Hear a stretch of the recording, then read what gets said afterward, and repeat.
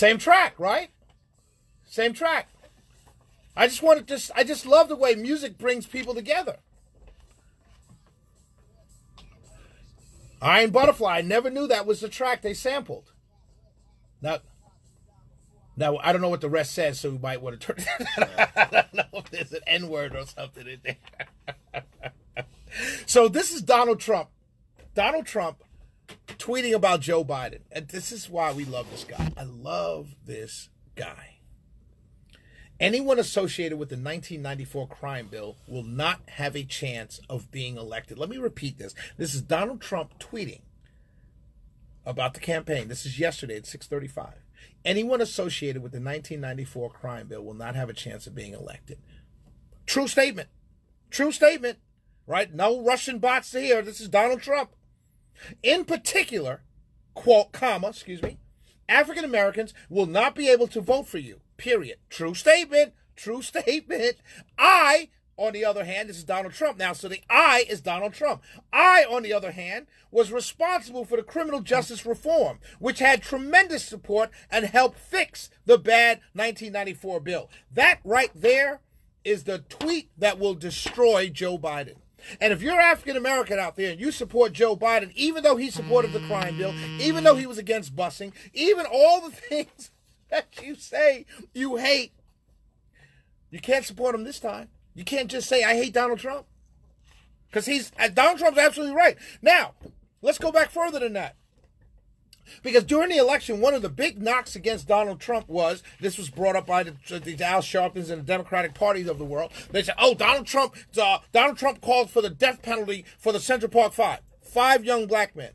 He ran an ad in the New York Times. We've talked about this before. You need me to talk about it again? I'll talk about it again. Donald Trump ran an ad because 5 young African-American and Hispanic young men at 13, 14 years old were accused of raping and beating up a Central Park jogger. It's a famous case in New York City, the Central Park jogger case. And he ran an ad after they arrested, after they quote-unquote confessed to the crime. He ran an ad saying that they should get the death penalty. That was the lone attack. That was the attack on Donald Trump during the 2016 campaign to prove, I'm holding all air quotes, to prove that he was racist. Had nothing to do with racism. He's just simply saying that these guys confessed, they were arrested, and they should be given a death penalty for beating up this unsuspecting innocent jogger. Now, if you want to make it a race thing, you certainly could have, and you tried to. But the fact of the matter is, and I want you to be very clear to this. I want people to be very clear with what I'm about to say. If you, in your heart of hearts, believe that Donald Trump was so egregious, so hateful, and so racist for running an ad in the New York Times, the Daily News, and the New York Post, 3 newspapers in New York City, calling for the death penalty for these 5 Central Park rape suspects at the time, they eventually got paid. They got let off. The jogger's boyfriend just happened to, they said he did it. But Donald Trump was no different than every other New Yorker at that time. Every other New Yorker at that time believed the cops. The cops said these guys did it. These guys did it. Now the African American community, where I lived in New York City, the Hispanic community knew these kids didn't do it because we knew they didn't have representation in the interrogation room. They basically beat a confession out of these kids without ever laying a hand on them.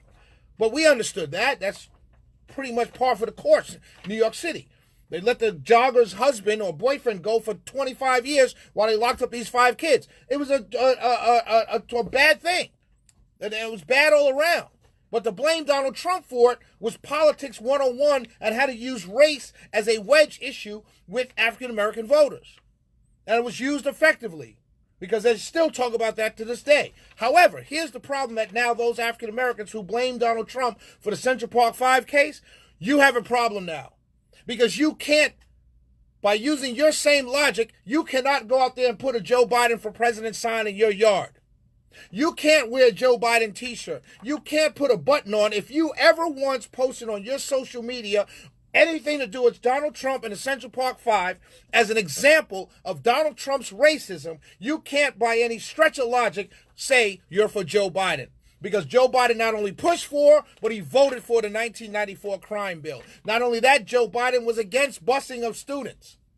Not only that, Joe Biden has a history of votes that disproportionately affected African Americans. So now, if you're so concerned with the racism of Donald Trump, and you scream and yell at me every chance you get to tell me how bad Donald Trump is for race relations and how divided Donald Trump is making America, if I catch you in the street with a Joe Biden hat, button, t-shirt, or yard sign, I'm going to say that's a hate symbol, and I'm going to knock it off your head. It's the Shelley Winter Show on the New Talk 106.7.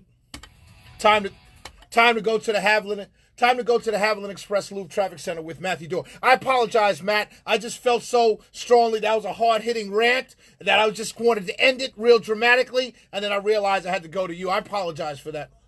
Got you. I-20 inbound on the west side. Got you too. Traffic report.